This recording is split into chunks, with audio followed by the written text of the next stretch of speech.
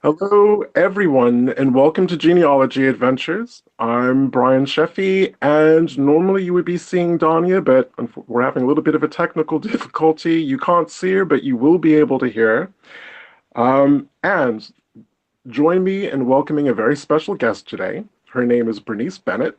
She's the author of a book called Our Ancestors, Our Stories. She's also one of the team behind the very popular series, online podcasting series, BlogTalk Radio. So welcome to the show, Bernice. Thank you. How are you today? I'm doing well. Good, good. And again, just really, really so pleased to have you on the show. And for full transparency for people, Bernice also has deep roots in the old 96 region of South Carolina, which encompasses Edgefield as well as many other counties in the present day. We were just chatting before the show, and again, like Donya, she and I are going to probably be related in any number of ways. Absolutely. That is the beauty of where we come from and our ancestors. You're so right about that. So I'm going to jump straight in. Okay. I'd like to spend a couple of moments talking about our ancestors, our stories, because it was a really powerful book, and if I remember correctly, that's really one of the first kind of genealogical and historical books coming out of that part of South Carolina. Am I right in thinking that? It's one of the first books where you have descendants coming out, the African-American descendants writing the book, a collaborative book at that, where we're each telling our stories about how we either from Edgeville at the beginning, or we discovered that we had ancestral roots in Edgeville. So it takes different people on different journeys as you read this collaborative book. So if you wouldn't mind, because Donnie and I were always talking about how rewarding working collaboratively is, both in terms of research or whatever other projects that you're working on. So can you tell us a little bit about some of the other people who are involved in the book and how you met them and kind of how the whole project came together? Right. Well, the historian who wrote the first part of the book is Harris Bailey. And I met Harris Bailey because through my own research of trying to find living relatives, I connected with his wife, who ended up being my second cousin. And through my conversation with her, I said, listen, I really want to understand the historical context of where my ancestors came from. And she said, well, go to Harris. Harris is the one that can give you the information that you need. And Harris immediately suggested that I read In My Father's House, There Are Many Mansions by Dr. Vernon Burton. And so that was one person that I knew by way of my genealogical search. Ellen Butler is another author, and I met Ellen Butler through another researcher, Samira. And she told Ellen, hey, Bernice lives in the Washington, D.C. area. Why don't you contact her? I met the other researcher, Ethel Daly, because Ethel walked in. Now, just imagine somebody walking in to the Tompkins Library, which is where the old Edgeville Genealogical Society is located. And I just said, who are you looking for? And she said, Luke Cook. I said, well, wait a minute. My great-great-grandmother is in the household with Luke Cook listed as sister. Can you imagine? That's the 1880 census. I didn't know her. She didn't know me. And here we discovered that we were related. And then Vincent Shepard came on board as a result of Edna Gale Bush. And she knew him and she knew of his work in Johnston and what he was doing with his family. And she recommended him to be a part of the book project. Excellent. And I have to ask, as part of the whole writing process, both the research and the teamwork and all of the finds that you were making, how did you find that your relationship with Edgefield changed? Well, first of all, I discovered that as far as my relationship with Edgefield, I found a whole bunch of family members from Edgeville. I mean, I had no idea. As I said, my father is originally from 96. So as I began to research 96 with the map and a picture of my grandmother, Edgeville came up. And so now I feel a very close tie to Edgeville, because I said that's my beginning as far as my paternal family is concerned.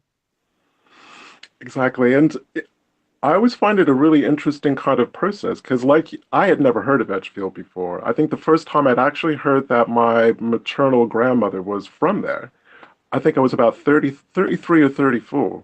Which is, I mean, I knew that my grandmother came from South Carolina, and as we were speaking before the show, no one in the family really wanted to talk about it. So all I knew is Granny came from South Carolina growing up as a kid, and that was it. But in the course of doing my own research and then meeting so many cousins online, for a place I have yet to step foot in, I plan on changing that this year. But for a place I've never stepped foot in, I've come to really grow quite fond of Edgefield, even to the point of reading your book, reading other books about Edgefield, almost kind of getting a sense of the flavor, certainly the history of it, and I just have to think that the ancestors upstairs, you were just talking about being in the research library. The ancestors must be laughing. All of us distant relations, getting together, and meeting one another. Yes. And, you said you've never been there. Well, I have been there multiple times. In fact, I was just there 2 weeks ago.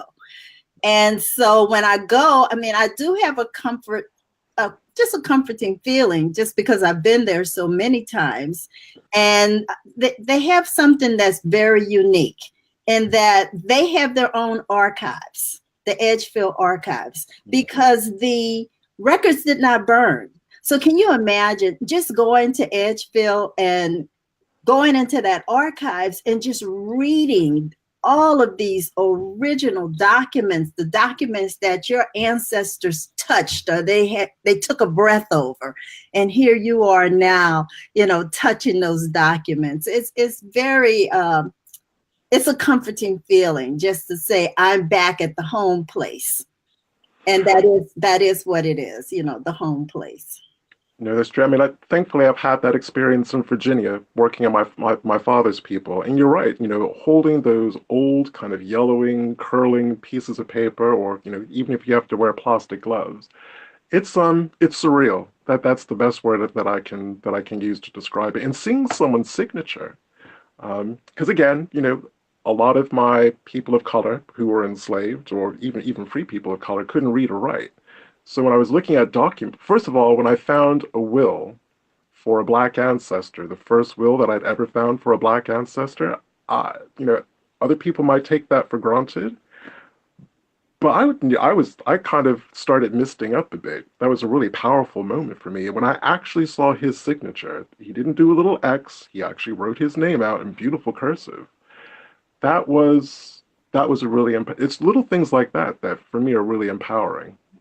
Yes, it is empowering. And, although as I said, I was searching for the living, I mean, I learned a lot about my ancestors and my ancestral roots, because not only did I find that they were enslaved, but I also found that my ancestor was in the militia, that my ancestor was part of a juror, that they paid tax, and the names were documented in newspapers. And so it gave me a better picture. It really, as you hear a lot of people talking about putting meat on the bones, it wasn't just this inventory, of which I did see my ancestor, the one that I wrote about in the book, was enslaved, and several transactions, and it's documented. I could see the trail, I could see the family, and this particular ancestor did take the slaveholder's surname. Okay, well, yes, especially the part of South Carolina that we come from. The whole surname thing has really been a revelation. Finding out where those surnames came from, Again, very, very kind of a very enriching and very powerful experience. And in terms of Blog Talk Radio, I have to say I'm a fan. I've been listening for many, many years. And the thing that I love about it is, again, you were one of the first kind of broadcasts to really delve into African American genealogy, which was really helpful to me when I first started on my journey. And just inviting you to kind of talk a little bit about the team behind that and how you guys came together and kind of what Blog Talk Radio means for you. Well, first of all, it actually is not the first. The first, and I call her my mentor, was Antoinette Harrell out of Louisiana. And Antoinette Harrell had a Blog Talk Radio show called Nurturing Our Roots. And with Nurturing Our Roots, she had a big, strong emphasis on peonage. And she had a strong emphasis on the Delta and what you can learn. And so she and I connected because of my work at the National Archives, and she would invite me to be a guest on her show. And I said to Antoinette, I think I'm going to do my own Blog Talk Radio show. And so she said, okay, then why don't you do a few with me? Let's see how it works out, and then branch out and do your own. And that's exactly what I did. Now, when you talk about a team behind it, I am the team. Okay. I reach out to guests. I have specific things that I want. I want historians. I want genealogists.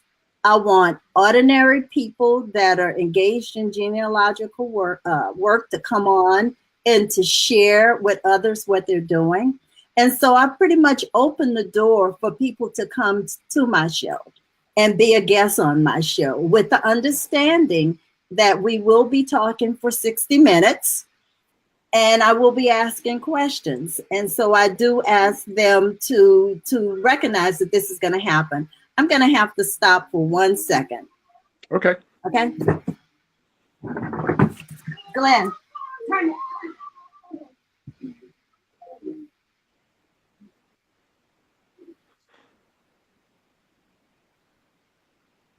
Okay, we're just waiting for Bernice to come back.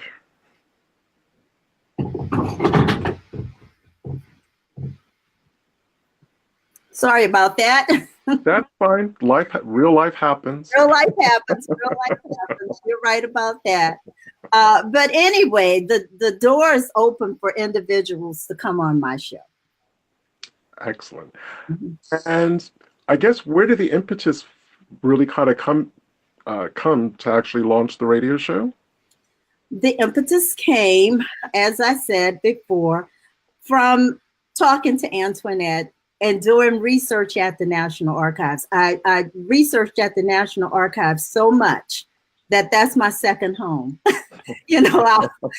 I'll tell people on my way going to my second home, if they had a cot that I could sleep there, I would. That's just how much I enjoy going into the records. And so I chose to name my show Research at the National Archives, and then take it beyond, because obviously that's not the only resource for people. And so the impetus for me, and I hope for the listeners, is that it was a show that would emphasize African American research, but also bring others who knew various research strategies that are general to the public. Anybody could try these various strategies. Mm-hmm. Cool. Again, something that we try to do here. And I guess the next question I have, with a little bit of a preface, I'm going to say that, I went through the American school system. And I'm specifically thinking about the history courses and lessons that I had. And I'm going to honestly say, and I know that Donya has said this as well, I have learned more about American history doing genealogy than I ever learned in high school. I found that the actual kind of real history of this country is far more, it's problematic. There's no getting away from it, but it's far richer and complex, multi-layered, and richer then I can't speak for anyone else. But from what I was actually taught in high school and even junior high school, um, and again, one of the benefits for me in terms of one finding about where I come from and my roots and my heritage is just how long my ancestors had been here. If anyone had told me that I'd had African ancestors in Virginia in 1619, I would have never believed them. If anyone had told me I'd had enslaved ancestors in Pennsylvania in 1692, that's the Matthews family from Edgefield, um, I would have never believed them, much less believe that I could get past that 1870 brick wall to be able to just kind of go all the way back to be able to find that kind of information out. So my question to you is, after that preamble, kind of what have you learned about American history as it applies to your own family? And I guess, what do you do with that? Well, first of all, I went through, of course, the American school system too. And so a lot was left out about our ancestors and how to even understand our ancestral roots. Africa, my view of Africa when I was coming up was the view that many people had, and that was the Hollywood. That was seeing Tarzan. We didn't study anything about kings and queens and great nations and what have you. And so that was a piece of our history that was totally whitewashed. It was, well, I'll put it this way, it was blackwashed, negative. It was not a positive part of the educational process. When you talk about history, there was basically not a lot of history of which I could say, oh, wow, my ancestors were a part of that. Oh, my ancestors were homesteaders. Nobody talked about that. I never heard that. And so throughout my research, I have gained a lot of knowledge about history and how my ancestor interacted with the whole American government and the system. I mean, I never, ever expected to find that in 1883, I would find an ancestor suing someone. I never thought that they would hire an attorney. That means just something that wasn't part of my thought process. But oh yes, I found a court case, and I'm like, go for it. Because, while you mentioned South Carolina, I'm also from Louisiana. In fact, I'm a native of New Orleans. Right. And so you could imagine growing up in New Orleans, we have a totally different, it's a cultural difference that you find in Louisiana. And our history is much stronger there also. But I'm also finding just stuff to be excited about with my family in Louisiana. And I have a new book coming out. Oh. And yes. If you'd like to talk a little bit about that. Sure. This book is based on a grandmother's narrative. One of the things that I do encourage people to talk to somebody, get some information from your elders. And so it's my grandmother's narrative about her grandfather's name and that she was named after her grandmother, and that he owned a lot of land. Now that's it. Now with that narrative, and she was born in 1894. So I'm talking about 100-year-old lady telling me this information. And so that is what my book is about, me trying to verify the narrative and find the legacy. And of course I did find it. Well, I have to ask, how close to the narrative are the records that you're finding? Absolutely, right on target. The first thing I had to do was verify her grandfather's name. Right. Started off, there was an old family Bible. Can you imagine finding an old family Bible with my grandmother's grandfather's name in it, and he was born in 1855. It is in the Bible. Wow. So, I'm a very excitable and happy dance type person. So right there, I said, okay, she was right on target. The second was that her grandfather's wife, which would be my 2 times great grandmother's name, was Rebecca Youngblood. So what did I find? A 1874 marriage license. You know, it's almost like I'm checking the boxes. She said this, she said that. I found them. I also found my 3 times great grandparents. Now, she didn't tell me about them, but because I found my 2 times, I was able to find the 3 times. And this is something that people, you know, really sometimes can't find. But I also found a marriage license for them. And also discovered that my 3 times great grandfather on the Youngblood side was a farmer in 1870. The man owned land in 1870. And so everything, I mean, it just kind of lined up over and over again. Of course, when you start doing research, you do find some unexpected things. And I did run into some tragedy. But with that tragedy, I did find my grandfather, my 2 times grandfather's name in the newspaper. And that was 1883. So, you know, it all tied in to the narrative, but I couldn't repeat that. I didn't want to repeat it until I had the evidence to support it. Nope. And the book takes you through that journey. Well, it sounds fascinating. And for the benefit of our viewers, can you just repeat the title of it again? It's called Ma Becky's Ma Becky. Ma Becky. Her name is Rebecca, but we call her Ma Becky. And when would that be available for sale? In the spring.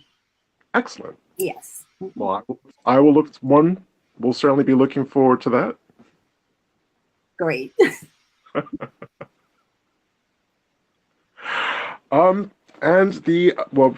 Again, kind of keeping on the historical track. Again, talking about kind of history lessons. Black history for me, and this was, you know, when I was in junior high and high school, we're talking about the 1970s, 1980s, considering I graduated from high school in 1984. Black History Month was just painful for me. So painful. Because I grew up in a predominantly white town, and by predominantly white, I mean it was 99.2% white in Connecticut. So white, upper middle class, New England town. I was the only person of color, not just black person, I was the only person of color. I think in my grade, there was no one ahead of me, and I think there was one person of color, a girl behind me, a year behind me. So you can imagine sitting in a history course, everyone's looking at me. I'm blushing furiously because the way it was delivered and taught just made me feel so uncomfortable. And then after a while, I started getting angry because every year it was the same thing. It was literally like they pulled out the syllabus from like 1950. These are the bullet points you have to talk about. So it was, you know, for me, Black History Month was talking about Phyllis Wheatley, Crispus Attucks, and I can't, there was a third, like another third, Booker T. Washington and Harriet Tubman. That was in my school, that was Black History Month, those 4 people. So doing genealogy, coming across the fact that there were free people of color was like a revelation. Now, I mean, I knew that they existed because I read Anne Rice's book, Feast of All Saints. So I knew Louisiana had a population of free African Americans, but it never occurred to me that other places did because I'd never heard of it. And I'm just wondering if, you know, what stories you've come across in terms of your free people of color. For instance, I'm stunned at how many of my melanated ancestors and kinspeople fought in the American Revolution, whether they were Byrds, Hathcocks, Heathcocks, Prices, Christians. I mean, the list just goes on and on.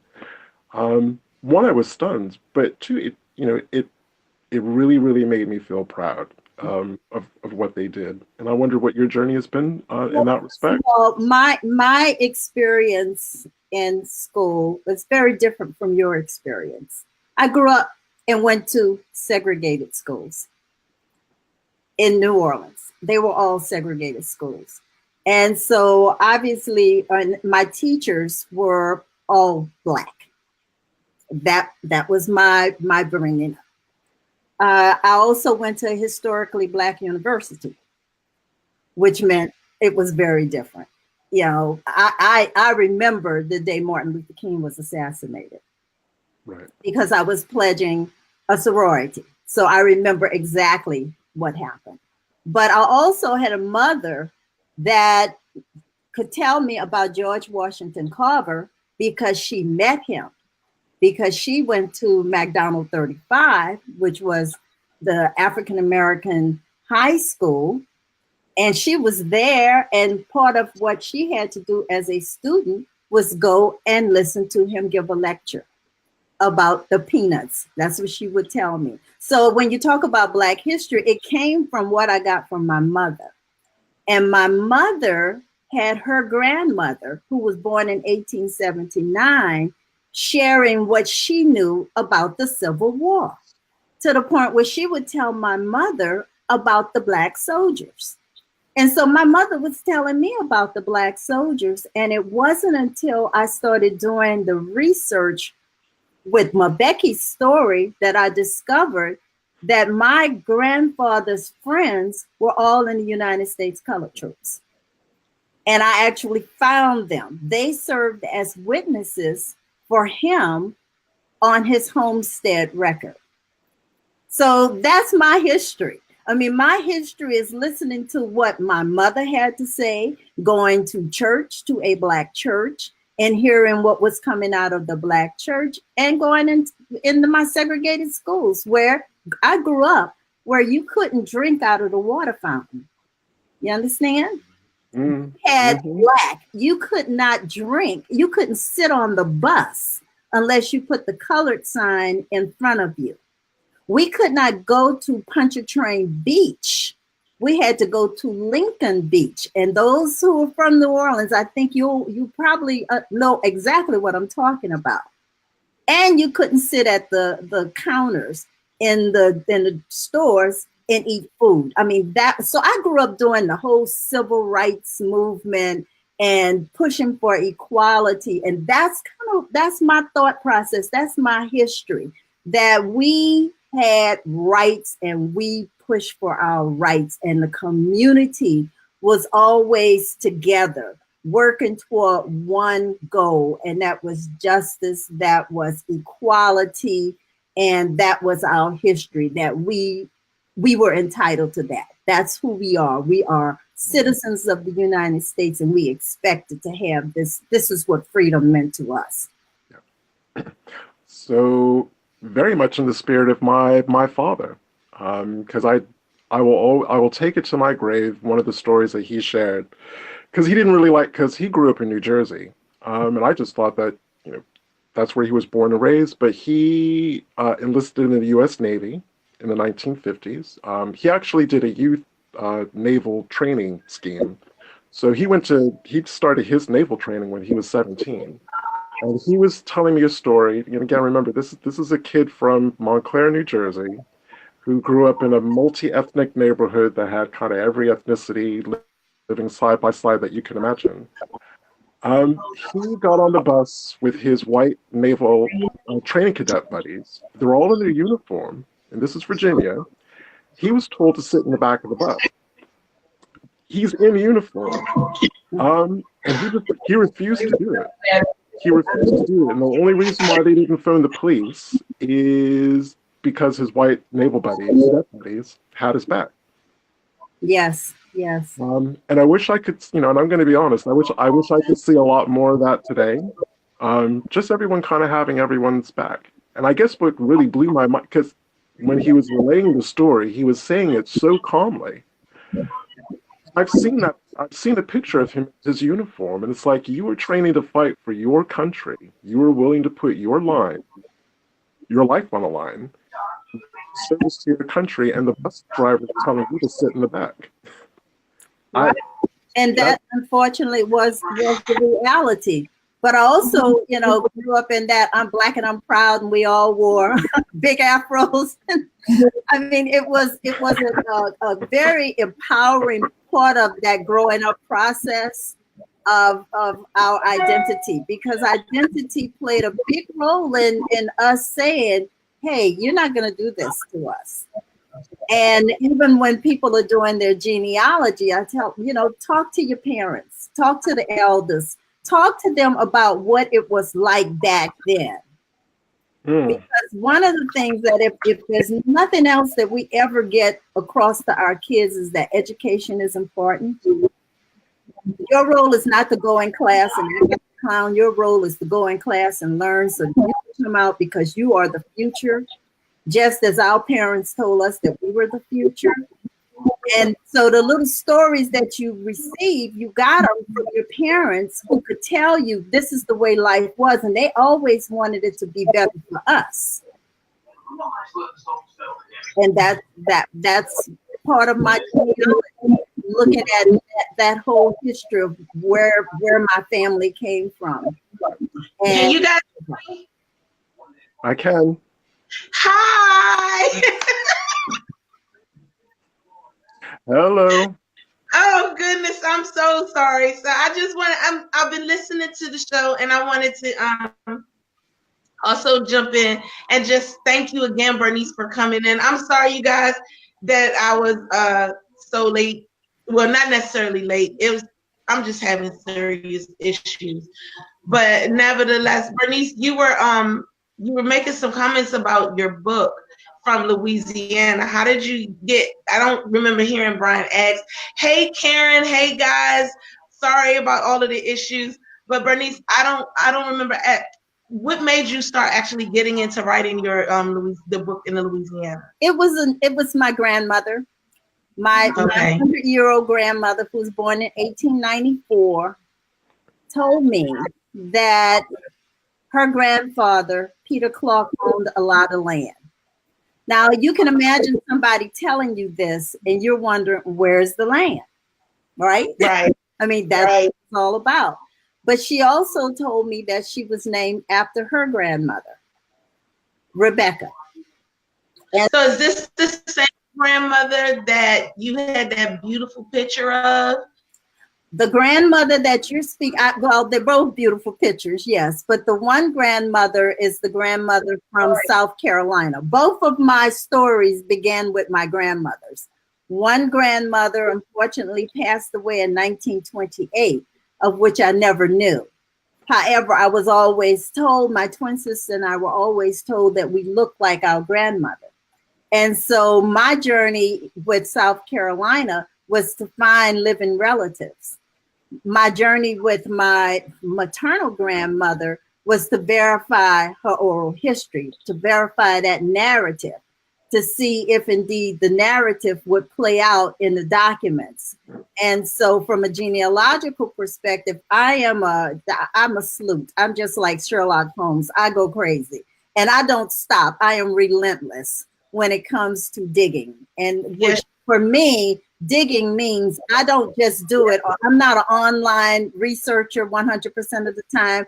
I will drive, I will fly, I will get on a train and a bus because I'm going to the home place. I want to walk the land. I want to talk to the soil. I want to, conjure up the ancestors to help me as much as possible. And so with that story, I'm talking about all of that and what it takes to really verify the information that someone tells you about. Cool. Well, I have a process question for you, and you're one of the perfect people to actually ask this question.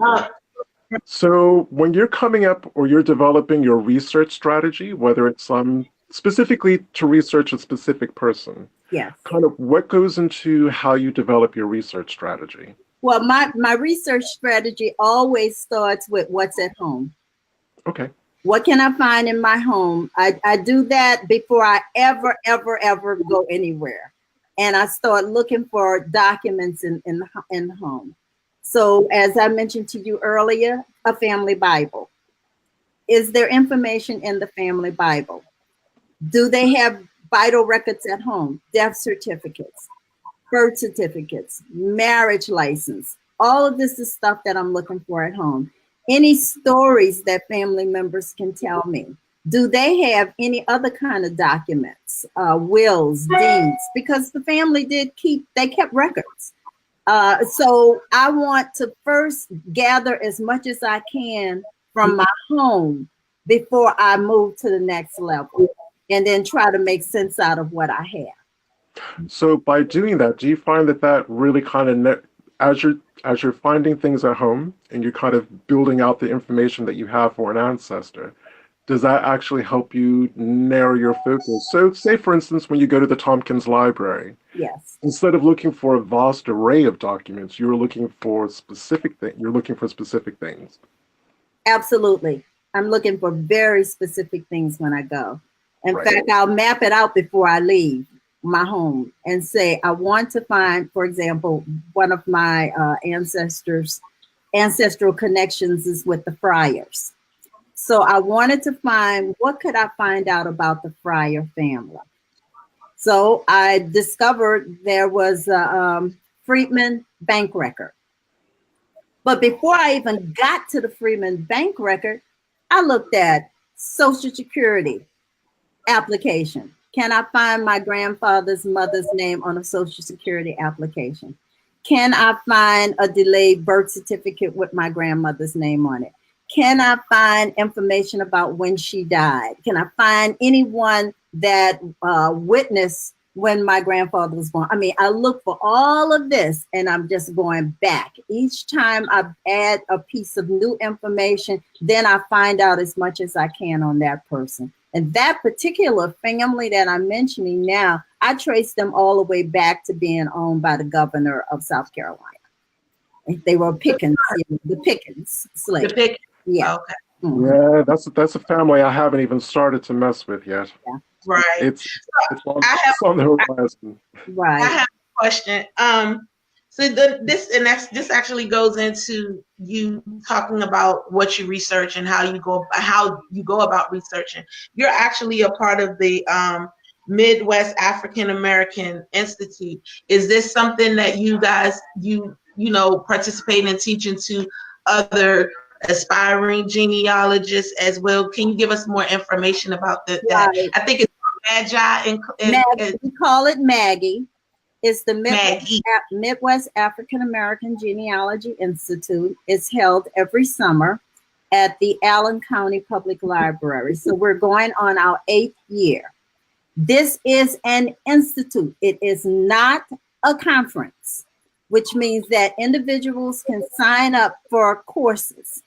And in that 3-day period of time, they are actually given concepts and they are then working it. They're learning how to analyze. So that there's track 1 is fundamentals of genealogy, fundamentals. And so the coordinator is Dr. Shelley Murphy. Well, Dr. Shelley Murphy is going to make you tear down a document, tear it down. What can you tell me about this one death certificate? There's something on here that you need to really understand. And so she has the so what. No matter what you come up with, you better be able to explain that document all the way through. And so people are working. We even have a brick wall section where everybody comes together and they help people work through their brick walls. And, if any of you have had a chance to listen to one of my shows by Robin Smith, Robin talks about the artificial brick wall. Well, we help people work through that to see, well, maybe I'm not looking in the right place, or maybe I'm analyzing this document incorrectly. So that's one of the things. That's one course. Another is DNA. We have DNA for beginners and we have DNA for intermediates, because you have so many people out there testing, but they have no idea what they're testing. They don't even know whether they did a Y DNA or autosomal DNA or what have you. And so this is a course to teach people how to understand your DNA results, how to make sense of it, how to connect the dots with the relatives. Yeah, because that's something I'm going to be speaking to at a conference this summer in Virginia. Is DNA testing, it's a tool. Like any other tool, it has its positives, its negatives, but It has a very specific reason for being. It answers very specific questions. But it's not a magic wand. It's not going to miraculously fill in the details of your missing ancestors. It'll indicate who, your family lines will probably be. But because it's something that I try to stress in a lot of Facebook groups is DNA paired with the paper trail, that's the ticket. It's not one of the, to work with those two pretty much in tandem. Right. Well, you're absolutely right. DNA without genealogy and history, I mean, they equal incomplete. You have to pull them all together because it's not going to answer your question. I mean, it will tell you how many relatives you have, but until you do the genealogy, you're still not going to get it. You're still not. Because in a way, African Americans specifically, we kind of have three. I hate to say brick walls, pseudo brick walls, faux brick walls. We have the 1870 census is one. Then we have those two big pulses of migrations out of the South. And it's something that, especially if you have deep Southern roots, all of a sudden you're seeing entire families just disappear off the face of the earth. One of the first things I asked was, well, are they leaving around the First World War? Are they leaving around the Second World War? It's like, because you start to, especially if it's male ancestors, I start suggesting you need to look at draft cards, World War I draft cards, World War II draft cards, look into the surnames, see who's moving from your state to Detroit, DC, Baltimore, just all the big places our people went to. And sometimes people think of that as a revelation. So in terms of brick walls, I do kind of chuckle about the 1871. Because as you said, there's so many different arrays of records out there that we can actually bust through that one. But there's another two that never really seem to get talked about, and that's, like I said, those two big pulses out of the South going either into the North, the Midwest, or the Western states. Right. And also, you talk about 1870. It's almost like people forget something happened between 1860 and 1870. But let's give an example. You look at some of these television shows, they jump from 1870 to 1860. And I'm like, wait a minute. What happened in 1869? What happened in 1868? I mean, you have records that have been created. You have the Freedmen Bureau record. You have the Freedmen Bank record. You have voter registration records in some places. And people are not even looking at that. They're jumping to say, oh, my ancestor was enslaved. Maybe they were, maybe they were not. But that's how you can systematically look at the documents to find where your ancestors were at a particular time and place. And keep in mind, I mean, the census is good, but the census is one point in time in 1 year. Yep. You have a whole lot happening between that year, between those years, for example. Even the loss of the 1890 census. Look at all the things you could use as census substitutes, that people don't even think about, let alone Civil War pension records. Those records are just wonderful. I mean, it's like a treasure trove of information in the Civil War pension records if people find that their ancestors were in the Civil War. And I tell people, look, if you find a document and you find an index, please order your record. You have a record at the National Archives. And believe me, when you get it, everybody will be doing happy dances because you're seeing an entire narrative. You're seeing primary sources talking about what happened during the Civil War. And you have family members coming in. You have witnesses coming in. Not to mention witnesses. Everybody, you have a document, you have somebody's name on it, follow the witness. I believe in following the witnesses because the witnesses are also telling a narrative about how they know that person. They're talking about the community. And so that's what you have to do. You have to do your community genealogy. You can't just stop at your ancestor. This is something that I get really excited about, okay? Yeah. I mean, and let me just say this, we we have a lot of people that have been sending in comments and everything. And we normally, we acknowledge them, but because of the technical issues, we weren't able to. But I wanted to just come up on some of these acknowledgments, and I'm actually following them on the Our Black Ancestry, because one thing that's great about this particular platform is that it's flowing live on every Facebook page that we're on. So, but not all of the comments come up if they're not on the genealogy. So on the Our Black Ancestry, we have one who happens to be all three of our cousins, and she put that I'm related to all three of you with a big heart. That was our cousin Tiffany Huntsman. So and I'm really, huh? Yeah.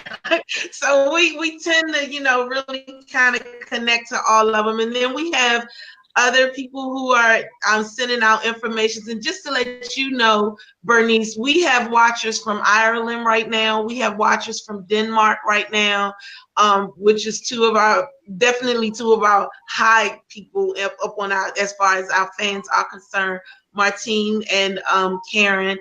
And Karen is actually going to be participating in our DNA project to help find cousins. As so, you are like a part of you're known world. I can sit here and I can tell all of you that Bernice was one of my beginning coaches. She was one when I first started doing my research,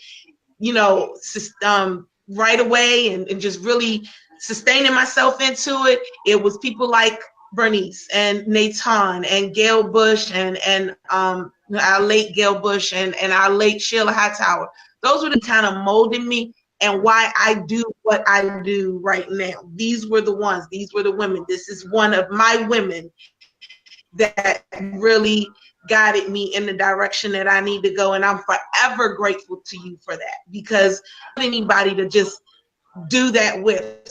So I'm very, very grateful. And then I was just pushed and found Brian and love. Y'all already know. Y'all already know. He's my right. Sheila was my left. Life was good. My part of my arm is cut off, but I'm still moving forward. So I'm very excited about having you be able to talk to you. And another thing that you do is you are also a part of a lot of organizations. Do you think that being a part of the different organizations, because you're a part of the OGS, which is the African American Historical and Genealogical Society, you're a part of the Sons and Daughters, the Passageway group, you're a part of Maggie. I mean, do you think that these things helped you move forward and grow even more as far as your genealogy is concerned?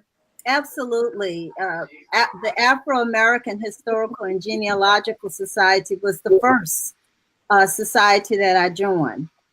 And it was just a wonderful opportunity to go to a OGS meeting in Little Rock, Arkansas, and to meet other African-American researchers talking about strategies, talking about the findings, their ancestral findings. And it was just part of what I needed to do. And I strongly encourage people to become a part of the Afro-American Historical and Genealogical Society. We have chapters all over the United States.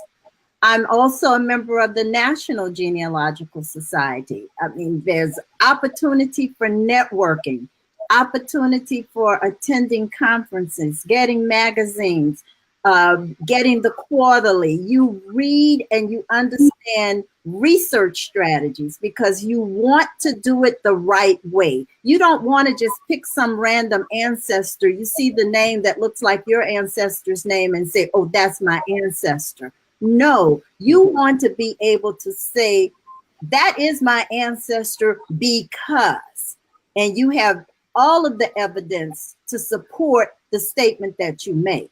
And so that is what being a part of the various societies will do for you. Now, with the Sons and Daughters of the U.S. Middle Passage, That is a society, it's a lineage society where I am honoring my ancestor that came here through the Middle Passage. And Andrew Kemp from Edgeville is the first one that I've honored, and I joined. I'm a charter member because of the documentation I was able to find on him. So I encourage everybody, you know, we have individuals that have found their patriot ancestor, and they've joined the sons and daughters of this group, or they've joined the daughters of the American Revolution. Well, this is another type of group. It is a lineage society for those of you who are ready to honor your ancestor and say, look at what they did. Look at who I am. I am here because of them. Which brings me to a question. If I could just ask this before we kind of cycle off to another topic. Bernice, do you think that we are in a place or a position where there is a society that can compile a national kind of people of color family tree? Because now, you know, we have so many African Americans and people of color doing DNA tests, working on their family trees, doing the paper trail. But there's so many different societies. There's societies for, you know, within states, within counties. Could there be just one place where everyone could submit their family tree to build like a national family tree? The big tree? Yeah. You know, they probably could. It would be a very daunting task. You would have to definitely have individuals that can monitor such a process and make certain that the names that are collected and put on the tree are the right names. Yep. I mean, I have seen huge trees with from 50,000 to 100,000 people on the tree, and I've questioned, is this legitimate, or did they just grab everybody's tree and those trees are not connecting the dots the right way? So I just feel that if there's going to be one place where all the trees go, and of course you do have Family Search, and Family Search has encouraged a lot of people to put their trees on it. You also have Ancestry.com. But when you're talking about this one massive tree, you know, I think that will require a great deal of work and coordination. No, I agree. It would be a huge task. But the reason why I asked that is, I guess in terms of my own research, just showing interconnections going all the way back from, say, Alabama, going all the way back to Virginia, or even parts of New England. New England was phasing out slavery. People still wanted to be enslaved, so they moved south, where they can still continue slavery. And every day, I just keep finding new connections, new ways that I'm related to people. So, you think, I can't remember how many millions of Africans were enslaved in this particular country. But you think about their descendants all marrying each other, we're all going to be connected in one way or another. And I just thought that kind of maybe having that one big tree would be a beautiful way to kind of illustrate that. Well, it certainly would. It'd be interesting to see where that would go. I'm going to be honest, I wouldn't want to be the one responsible for compiling it and fact checking. Because you could, as you said, the fact checking alone is going to be a daunting task. Yeah. I mean, Donya can talk about fact checking just for the DAR and what a daunting task that is. Right. Yeah. And then also just for what we do as far as the Edgeville is concerned, I mean, your tree is over 6 figures, well over 6 figures. And we're talking about all of these people that we're fact checking and constantly going back and looking at them again, actually going back by accident sometimes because we found something else and it pulls in another group and you're like, wait, I thought I was finished with them. And you go back and you have to do it all over again. So yeah, I would not be responsible. I'm going to walk away from that tree. I'm going to walk away from that. I mean, just like we tried, I tried to walk away from the Moses Williams tree and you won't let me do it. The man had 45 kids and yet we're sitting up here trying to find all 45 children. That's a problem. So, but Bernice, you're also a part of another, and look at this real quick because I've never heard of it before. I'm wondering if this is with Louisiana, a group called Le Commit. Yes, La Comité. Yes, La Comité. Okay. And that is also a genealogy group headed up by Judy Riffle in Louisiana. And they put out a magazine called Le Recateur. And it includes historical, the magazine itself includes historical information about Louisiana, but also we are divided by parishes. And so they're parish guides to help people conduct research in various parishes throughout Louisiana. I, for a while, sponsored the St. Helena Parish Guide. And that's because that was the original place my ancestors were from. But the large proportion of my DNA matches, if you will, are all from St. Landry Parish, Opelousas. It's like, you're from St. Landry, you're related to me. But, you know, I'm from New Orleans originally. But of course, there was movement back and forth. And my grandmother and grandfather and great-grandmother are from St. Helena Parish and Livingston Parish. So you have to know where these places are. This is the South. It's not at the top. It's at the bottom. You know, it's close to New Orleans. And that's where my people are from. Well, it's funny you should mention that because our next special guest the week after next is Phoebe Hayes from that very same yes. committee. Yes. Okay. She's our next speaker. Great. Wonderful. Wonderful. Just because, again, I was blessed a couple of years ago to do a full presentation, be a keynote speaker for their annual conference. And it was the first time I'd actually learned about doing just the rudiments of Louisiana genealogy. And to say that it is complex and completely different from any other genealogy I've ever seen would be a huge understatement. Because again, you have to know Spanish, you have to know French, then you have to know English. That's right. That's right. And from what I understand, very few records have actually been digitized. I think from what I understand, Louisiana is digitizing more and more. Yes, but some of the records that I have obtained, I've actually gone and gotten the original records. I'm a courthouse person. So, you know, I told you I jumped, you know, the plane, the train, the car, I walk, I do whatever, but I'm in the courthouse. And so sometimes that's what you have to do is go to the courthouse and pull the original files. And if anybody has ever been to St. Helena Courthouse, you know there's a vault with records in steel cans, and they go from the floor to the ceiling. So they have a lot of records. Yes. Wow. Big leisure books and what have you. So I'm aware of the time. We're coming up to 5 o'clock. Just wanted to ask anyone in the audience if they had any specific questions or shout out for Bernice. And while we're waiting for that, I wanted to ask you, Bernice, do you have because me and Brian was right on the same page. I was actually getting ready to go into that type of thing, and then also ask, are there any links to different things that you have that we can share with our audience as far as Maggie, like when they can start registering for it, or your book, if you have any links going towards your book? Yes. You know. Okay, first of all, Maggie registration is open for Maggie right now. And the website is www.maggieinstitute.org. And so Maggie, is that 1 G or 2 G's? It's 1 G I, Midwest African American Genealogy Institute. So that's correct. That's correct.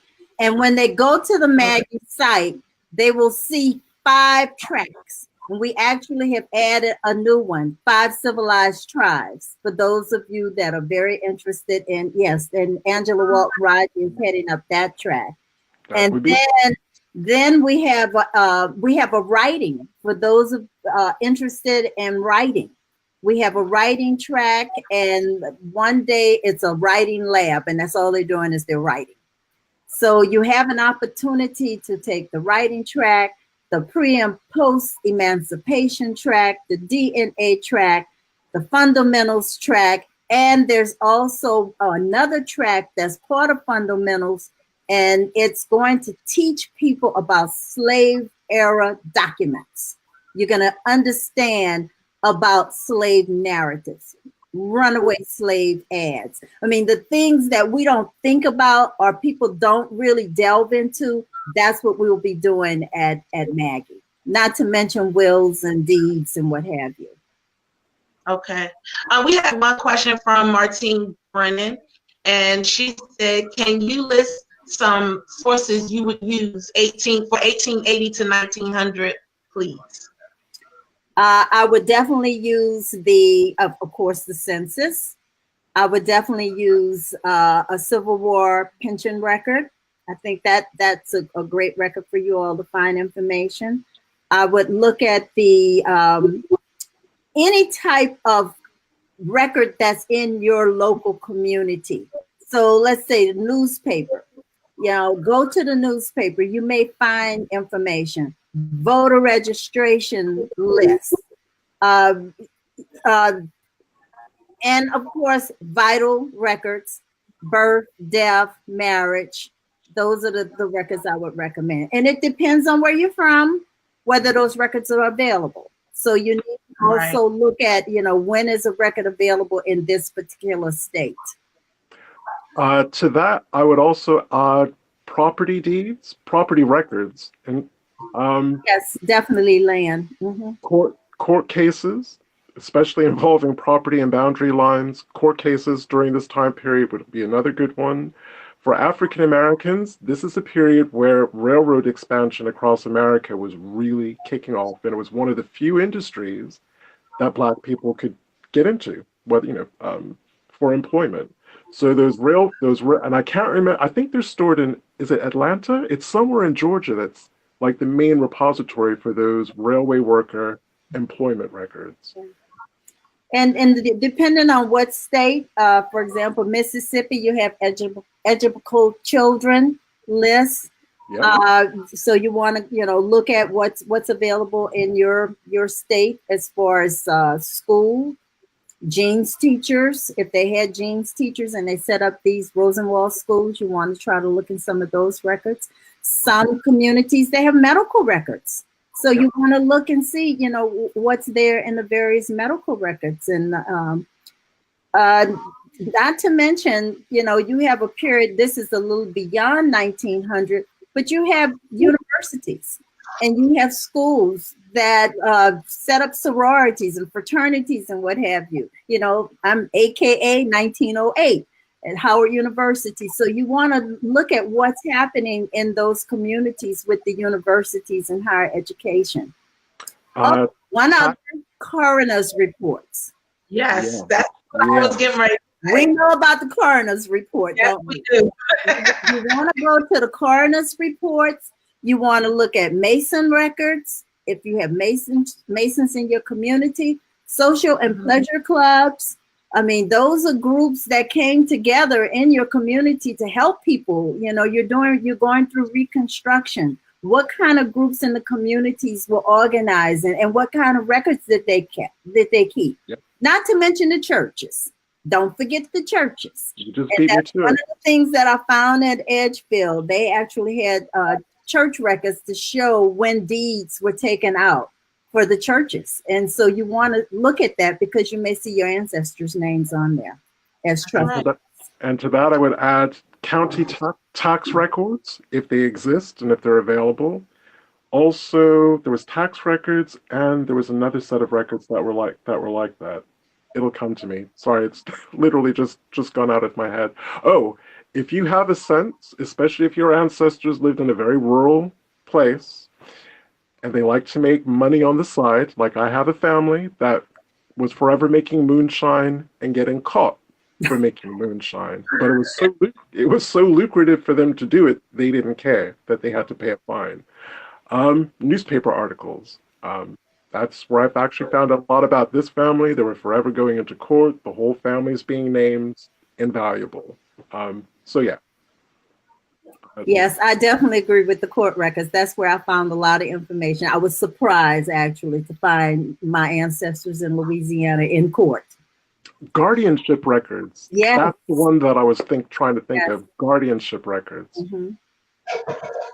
We got another question. This one is off of Outback Ancestry, and they said, "How can I get historical designation for my family church and cemetery?" Do you know anything about that?